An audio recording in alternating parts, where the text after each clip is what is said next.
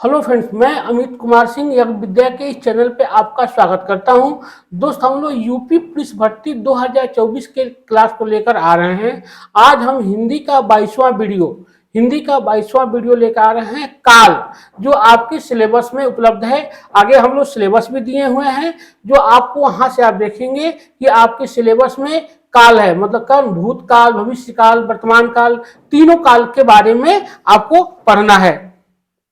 देखिए, इसी के साथ हिंदी का तो हम लोग क्लास ले ही रहे हैं इस पे। इसी के साथ जीएस जीके का भी क्लास उपलब्ध है, वीडियो उपलब्ध है यज्ञ विद्या चैनल पे। आपको उसी के साथ जीके का भी वीडियो उपलब्ध है, करंट अफेयर्स का वीडियो उपलब्ध है, उसी के साथ मैथमेटिक्स का भी वीडियो उपलब्ध है आपको।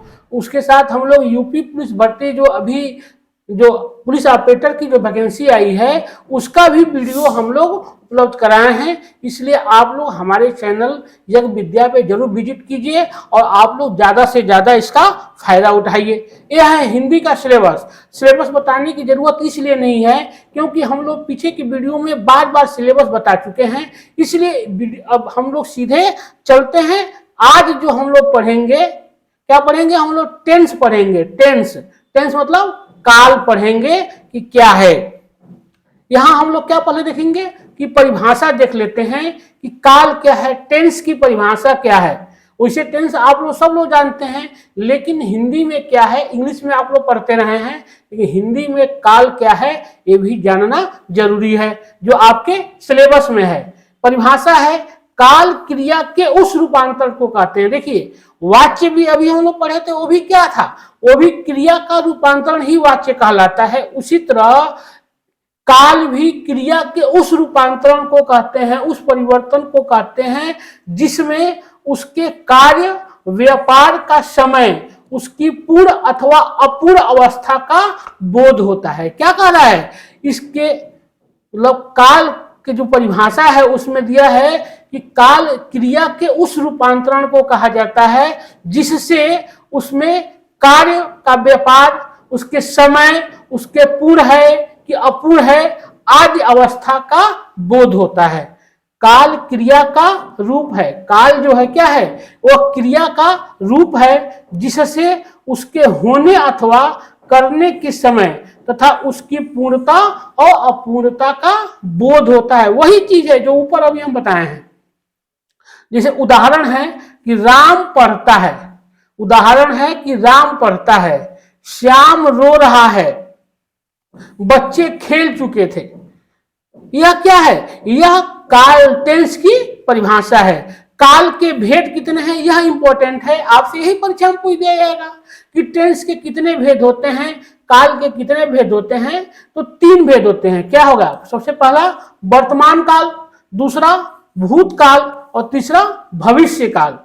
वर्तमान काल, भूतकाल और भविष्य काल, यह क्या है? टेंस काल के भेद हैं। इन काल भेदों को उपभेद भी हैं। जो ये 3 भेद हैं काल के, उनके क्या है? इन तीनों जो काल हैं इनके उपभेद भी हैं। वो क्या क्या है हम लोग आगे देखते हैं। वर्तमान काल की परिभाषा क्या है? क्रिया अथवा क्रियाओं की निरंतरता को वर्तमान काल कहते हैं। मतलब जो हम कार्य कर रहे हैं और कर रहे हैं, यह क्या है? कर रहे हैं, तो क्या हो गया? वर्तमान काल कर हुआ। यही कह रहा है कि क्रिया क्या है? कार्य जो हम लोग कर रहे हैं वो क्रिया है। तो कह रहा है कि क्रिया की जो निरंतरता है, जो चल रहा है, वह क्या है? वर्तमान काल है। इसमें क्रिया का आरंभ हो चुका है, मतलब हम कार्य कर रहे हैं पर समाप्ति नहीं होगी। देखिए, समाप्ति नहीं, केवल हम काम कर रहे हैं। यह क्या हो गया? वर्तमान की परिभाषा हो गई, वर्तमान काल। जैसे सीता गाती है, सीता गाती है, ये क्या है? वर्तमान काल का उदाहरण है। कमरुन्निसा खेल रही है, यह क्या है? खेल रही है, अभी चल रहा है। गाती है, चल रहा है, तो यह क्या हो गया? यह वर्तमान काल का उदाहरण हो गया। फिर जैसे वर्तमान काल के जो भेद क्या है, अभी हम लोग पढ़े थे ना कि इनके उपभेद भी तीनों के हैं। तो वर्तमान काल के 6 प्रकार होते हैं। वर्तमान काल के 6 प्रकार होते हैं। कौन कौन से प्रकार हैं यही आपसे परीक्षा में पूछा जा सकता है। सामान्य वर्तमान, तात्कालिक वर्तमान, पूर्व वर्तमान, संदिग्ध वर्तमान, संभाव्य वर्तमान, हेतु, हेतु मध्य वर्तमान, हेतु मध्य वर्तमान। यह 6 प्रकार होते हैं किसके? वर्तमान काल के। अब इसे सामान्य वर्तमान, क्रिया का वह रूप जिसमें क्रिया का वर्तमान में होना पाया जाता है। वर्तमान, सामान्य जो वर्तमान काल का जो पहला जो उपभेद है सामान्य वर्तमान, उसमें क्या है? इसमें क्रिया का वर्तमान में होना पाया जाता है। जैसे मैं खाता हूं, नरेंद्र लिखता है, नीतू स्कूल जाती है, सीता गाती है। यह क्या हो गया? यह सामान्य वर्तमान का उदाहरण हो गया। उसी तरह तात्कालिक या अपूर्व वर्तमान जो दूसरा है, क्रिया का वह रूप जिसमें यह पता चलता है कि क्रिया वर्तमान काल में हो रही है। जैसे मैं गा रहा हूं, मैं जा रहा हूं, यह क्या हो गया? यह तात्कालिक या अपूर्व वर्तमान का उदाहरण है। तीसरा है पूर्व वर्तमान, क्रिया का वह रूप जिसमें वर्तमान काल में कार्य क्या हो गया? पूर्व सिद्धि का बोध होता है, मतलब कार्य हो चुका है, उसको हम क्या कहते हैं? पूर्व वर्तमान। कैसे? मैंने रोटी खाई है, मैंने रोटी खाई है। राजेश ने पुस्तक पढ़ी है, यह क्या हो गया? यह पूर्व वर्तमान का उदाहरण है। संदिग्ध वर्तमान, क्रिया का वह रूप जिससे वर्तमान काल में क्रिया के होने में संदेह क्या कह रहा है? नाम से ही आपको पता है। संदिग्ध वर्तमान मतलब क्रिया का वह रूप जिससे वर्तमान काल में क्रिया के होने में संदेह पाया जाता है, उसे हम क्या कहते हैं? संदिग्ध वर्तमान कहते हैं। जैसे रजनी खेलती होगी, इसमें क्या हो गया? खेल रही है कि वो पढ़ रही है, हम एक अनुमान व्यक्त कर रहे हैं, या क्या हो गया? संदिग्ध वर्तमान का उदाहरण हो गया। संभाव्य वर्तमान क्या है?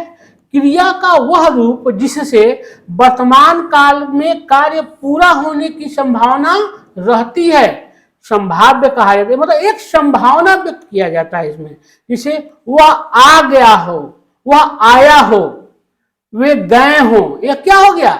यह एक संभावना उत्पन्न कर रहा है। हो सकता है कि नहीं भी गए हो सकता है कि वो नहीं भी आए हों, लेकिन एक संभावना उत्पन्न कर रहा है। इसको हम क्या कहते हैं? संभाव्य वर्तमान कहते हैं। हेतु मध्य वर्तमान, यदि वर्तमान काल में कोई क्रिया दूसरी क्रिया पर निर्भर हो, उसे हम क्या कहते हैं?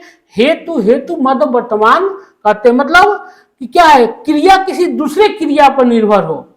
जैसे इसका उदाहरण हम लोग देख लेते हैं। यदि वह चला गया हो तो फाटक बंद कर दो। यदि वह चला गया हो तो फाटक, देखिए यहां पे क्या हो गया? 2 क्रिया हो गया। वह यदि वह चला गया हो, यह एक है। दूसरा फाटक बंद कर दो, क्या हो गया? क्रिया पर क्रिया डिपेंड है, तो यह क्या हो गया? हेतु मंद क्रिया हो गया। यहां वर्तमान काल की क्रिया बंद कर दो, क्रिया चला गया हो पर निर्भर है। भाई बंद तब करना है जब वह चला गया हो, तो यह क्या हो गया? एक क्रिया दूसरे पर निर्भर है, अतः बंद कर दो क्या हो गया?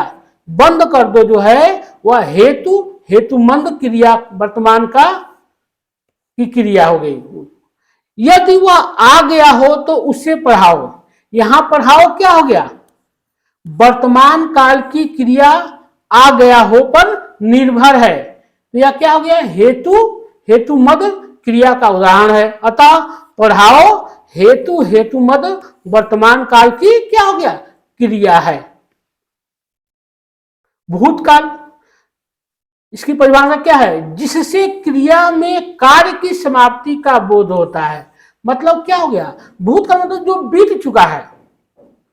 इसमें क्या कर रहा है कि इसमें कार्य को समाप्ति का जिसमें बोध होता है, क्रिया के कार्य की समाप्ति का बोध होता है, उसी को हम क्या कहते हैं? भूतकाल कहते हैं। जैसे मैंने खाया, वह आया था, उसने खाना खाया था, वह चला गया था आदि, इस टाइप का उदाहरण है, वह क्या है? भूतकाल का उदाहरण है।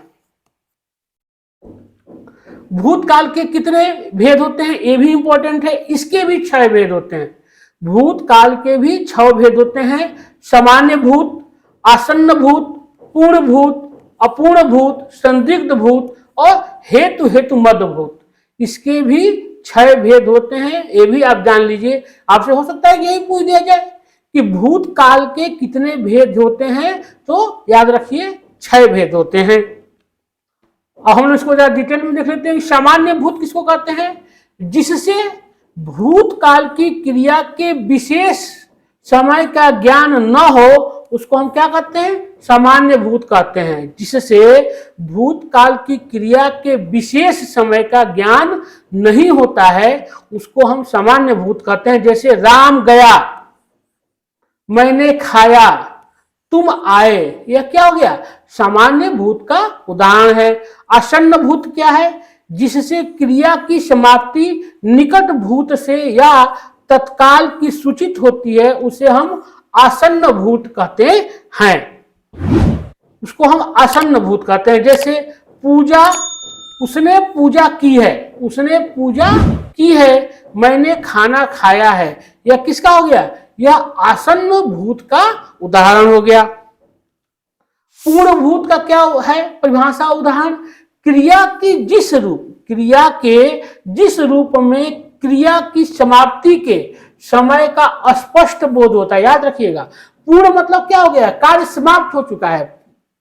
तो ये वही चीज कह रहा है कि क्रिया के जिस रूप में क्रिया के समाप्ति का पूर्ण बोध होता है कि क्रिया समाप्त हुए काफी समय हो गया है, उसको हम क्या कहते हैं?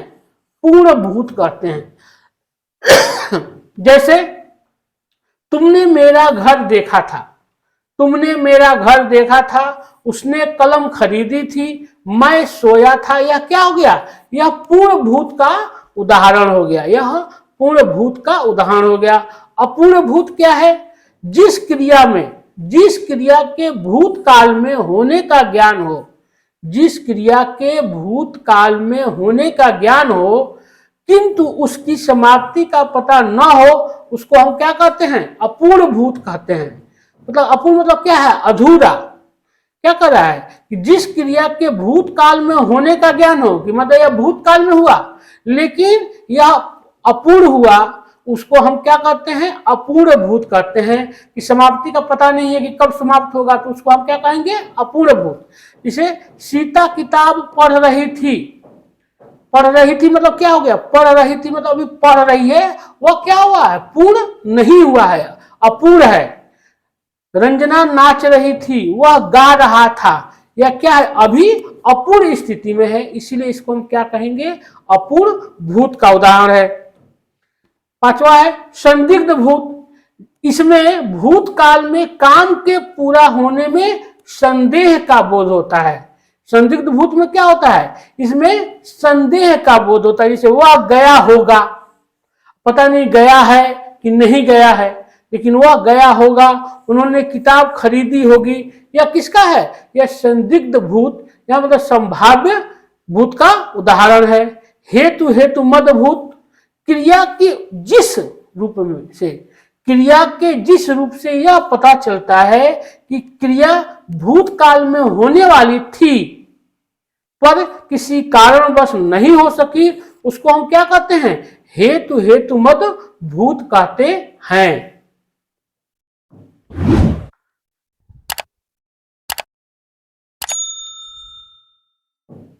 उसको हम क्या कहते हैं? हेतु मद भूत कहते हैं।